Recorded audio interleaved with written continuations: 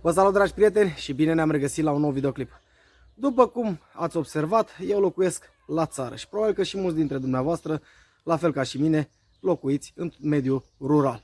Și bineînțeles că noi avem în curțile noastre diferite zone în care avem un pavaj, un ciment urnat sau niște pavele sau așa mai departe și întotdeauna suntem invadați de niște plante pe care nu ni le dorim acolo. Și ce putem face ca să scăpăm de ele? Categoric să folosim un ierbicid. Dar după cum bine știți, ierbicidul este una dintre cele mai toxice substanțe pe care le putem folosi în curțile și în grădinile noastre. Și tocmai de aceea astăzi o să vă arăt cum să vă pregătiți propriul ierbicid, care este unul organic și nu este toxic pentru mediul înconjurător, dar are o eficiență destul de ridicată. Și pentru acest lucru este foarte simplu, cu toții avem la îndemână aceste substanțe. Nu avem nevoie decât de apă, oțet, sare de bucătărie și niște detergent de vase. O să vă arăt imediat cum să-l pregătim, cum să-l folosim, rezultatele și, bineînțeles, cum acționează de-l face atât de eficient. Așa că haideți să vedem despre ce este vorba. Am un pulverizator și o să vă arăt cum să-l pregătiți pentru o soluție de 1,5 litri. Luați 1 litru de oțet alb de bucătărie, pe care îl turnați într-un recipient.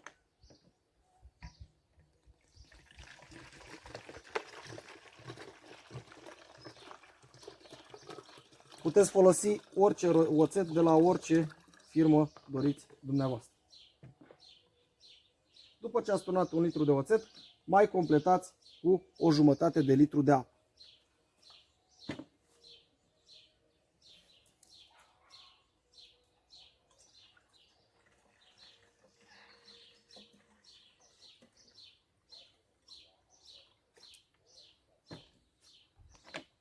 Un litru de oțet, 1/2 de litru de apă, 3 lingurițe de sare,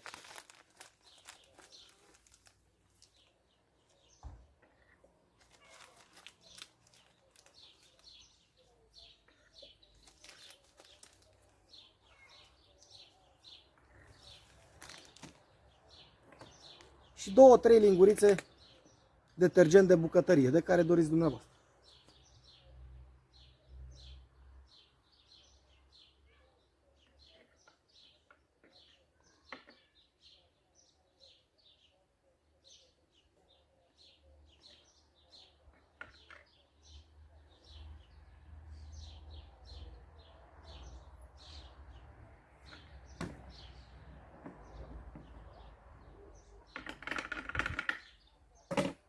După care nu vă rămâne decât să amestecați această soluție. Puteți scoate sarea din această soluție și să păstrați doar oțetul și detergentul de bucătărie. Este și acela eficient, dar nu are un randament chiar foarte mare. Iar la această cantitate ați putea spune că sarea distruge cimentul sau pavelele sau așa mai departe. Să știți că nu face acest lucru pentru că nu este o cantitate foarte mare și nu este o problemă. Mi-am pierdut îndemânarea și nu mai pot să strâng pulverizatorul acesta. Ia să vedem. Gata, am reușit. Și acum nu ne rămâne decât să stropim cu el. Agitați foarte bine, amestecați-l astfel încât toate substanțele să se amestece. Sarea o dizolvați, nu o diluați, că eu așa spun, diluăm sarea și mi s-a atras atenția de foarte multe ori că nu folosesc termeni academici, dar așa cum am spus, eu sunt mai de la țară, mai încurcăm puțin cuvintele, nu am un prompter în față, dar sper că mesajul îl înțelegeți, astfel încât să puteți realiza și dumneavoastră ceea ce fac eu. Și acum stropim cu el să vedem și care sunt rezultatele. Am identificat aici câteva plante, vă sfătuiesc să îmbăiați foarte bine toată tulpina lor și locul unde își dezvoltă viața acestea.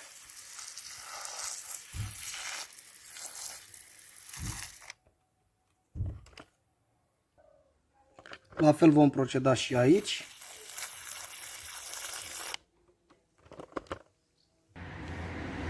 Chiar și aici.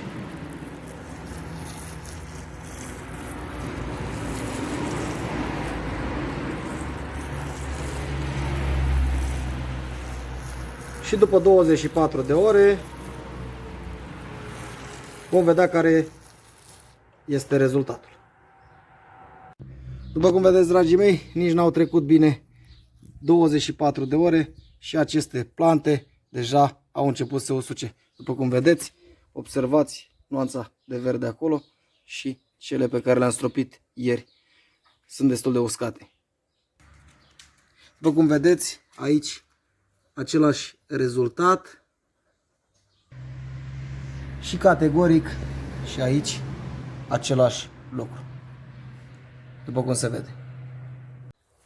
Dar ce s-a întâmplat cu acele plante? Au început să moară? Foarte simplu. Orice plantă verde din jurul nostru are nevoie de un habitat pentru a se dezvolta. Și aici putem enumera lumină, temperatură, umiditate, dar mai ales foarte important este solul, pentru că solul este cel care hrănește efectiv planta și o susține. Dar și acesta trebuie să aibă o grămadă de proprietăți pentru a putea ajuta planta să crească și a o hrăni-o într-un mod eficient. Și printre aceste proprietăți, una dintre cele mai importante, reamintim pH-ul solului, pentru că orice agricultor, orice om care cultivă orice pe pământul acesta ar trebui să știe pH-ul, pentru că în funcție de acest pH anumite culturi se pot dezvolta sau nu. Și ce am făcut noi cu această substanță? Efectiv am modificat pH-ul solului. Orice plantă se dezvoltă bine de la un pH ușor acid, adică un 5,8, 5,9 până la un pH neutru undeva în jurul cifrei 7, pentru că el este pe o scară, este de la 0 la 14, este alcalin, ușor acid, neutru. Vom vorbi altă dată despre aceste lucruri. Oțetul este acid. Odată aplicat, i-am redus pH-ul de la 6, să spunem, la 2 și automat planta nu mai poate trăi într-un mediu acid. Sarea de bucătărie deshidratează planta. Unde este prezentă sarea, plantele nu pot absorbi apa și automat iarăși un factor prin care am atacat planta. Iar detergentul de bucătărie, ce rol are? Puteți folosi și săpun de care doriți dumneavoastră, ras diluat. Acel detergent blochează efectiv porii plantei. Orice plantă, prin frunzele lor, prin sistemul vegetativ, au niște pori prin care respiră, prin care transpiră și acel detergent efectiv, cum să vă spun eu, blochează acei pori. Și avem 3 factori prin care noi am atacat atât mediul în care își dezvolta viața acea plantă, cât și planta în sine.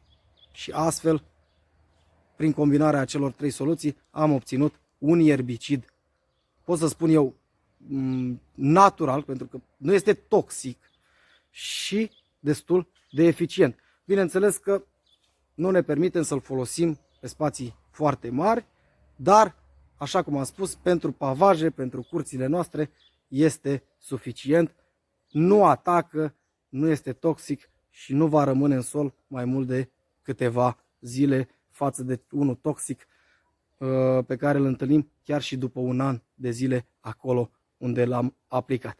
Sper că v-a plăcut acest material, nu uitați să vă abonați la acest canal, să ne revedem cu bine la următorul videoclip și vă urez o zi minunată!